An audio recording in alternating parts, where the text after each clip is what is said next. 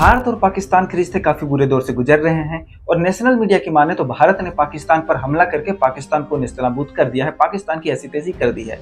अब खैर मुद्दे पर आते हैं तो भारत सरकार ने देश की सुरक्षा को और मजबूत करने के उद्देश्य से सिविल डिफेंस एक्सरसाइज करने की घोषणा की है। यह सिविल डिफेंस एक्सरसाइज 7 मई 2025 को होगी। तो अब ये सिविल डिफेंस एक्सरसाइज क्या है और इसमें क्या होता है, सारी खबर जानते हैं विस्तार से इसी वीडियो में। 1971 के भारत पाकिस्तान युद्ध के बाद पहली बार इतने बड़े पैमाने पर सिविल डिफेंस एक्सरसाइज होने जा रहा है। भारत सरकार ने सभी राज्यों को इससे संबंधित दिशा निर्देश जारी किए हैं। मॉक ड्रिल्स के जरिए सिविलियंस को ये ट्रेनिंग दी जाएगी कि अगर भविष्य में कभी कोई आपात स्थिति आती है, हवाई हमले की स्थिति आती है या फिर युद्ध होता है, तो ऐसी स्थिति में सिविलियंस अपनी सुरक्षा कैसे कर सकते हैं। इस अभ्यास में कई अहम उपाय शामिल हैं। सबसे पहले एयर रेड वार्निंग सायरन की ट्रेनिंग दी जाएगी। अब आपने रसिया और यूक्रेन युद्ध में देखा होगा, जैसे ही दुश्मन देश का मिसाइल या ड्रोन नजदीक आता है तो एक सायरन बजने लगता है। अब ये सायरन नागरिकों को अलर्ट कर देता है कि आपके ऊपर खतरा है, तो आप अपनी सुरक्षा को सुनिश्चित करें, खुद को कवर कर लें। भारत में भी इसकी ट्रेनिंग होगी ताकि सिविलियंस को पता चल सके अगर सायरन बजता है तो इस स्थिति में हमें क्या करना है। दूसरे स्टेज में सिविलियंस और खासकर छात्रों को सिविल डिफेंस के पहलुओं की जानकारी दी जाएगी। इसमें बताया जाएगा कि अगर कोई मिसाइल अटैक होता है, कोई हवाई हमला होता है, तो ऐसी परिस्थिति में खुद को कैसे सुरक्षित रखना है।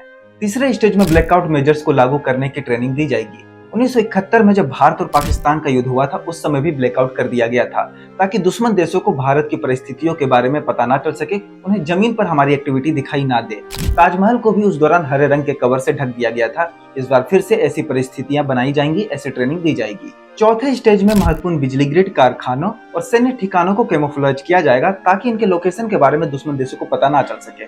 सबसे आखिरी और सबसे महत्वपूर्ण पॉइंट में इवैक्यूएशन प्लान को अपडेट किया जाएगा। इसमें नागरिकों को ट्रेनिंग दी जाएगी कि अगर किसी भी समय बड़े पैमाने पर नागरिकों को एक स्थान से दूसरे स्थान पर शिफ्ट करने की जरूरत महसूस होती है, तो ऐसी स्थिति में हमें क्या करना चाहिए। अब सवाल ये है कि ये ड्रिल ट्रेनिंग किन राज्यों में होगी।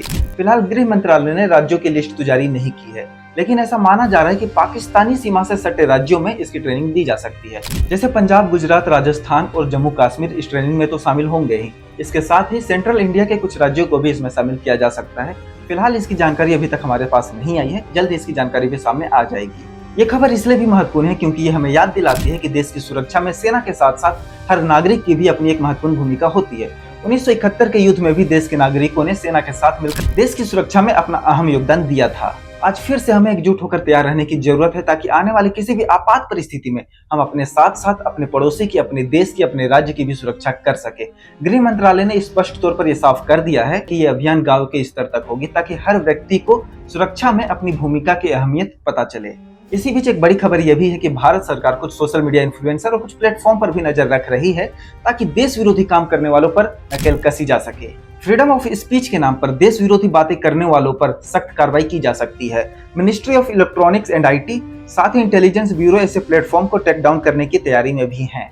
तो ये समय है एकजुट होने का। रक्षा मंत्री ने हाल ही में कहा था कि जो आप चाहते हैं वो अब होगा, और ये हम सभी जानते हैं कि पूरा देश क्या चाहता है। मैं आपको आश्वस्त करना चाहता हूं, प्रधानमंत्री मोदी जी के नेतृत्व में जैसा आप चाहते हैं वैसा होकर रहे। तो अभी हमारा कर्तव्य यह है कि सिविल डिफेंस एक्सरसाइज में हम सभी बढ़ चढ़कर हिस्सा लें। जो भी गाइडलाइन सामने आती है उसे हम ध्यान से पढ़ें और उसे फॉलो करें। आपको ये खबर कैसी लगी, अपनी राय हमें कमेंट बॉक्स में जरूर बताइएगा। देश और दुनिया की तमाम बड़ी खबरों के लिए हम भारत यूट्यूब चैनल को सब्सक्राइब कर लीजिए। धन्यवाद।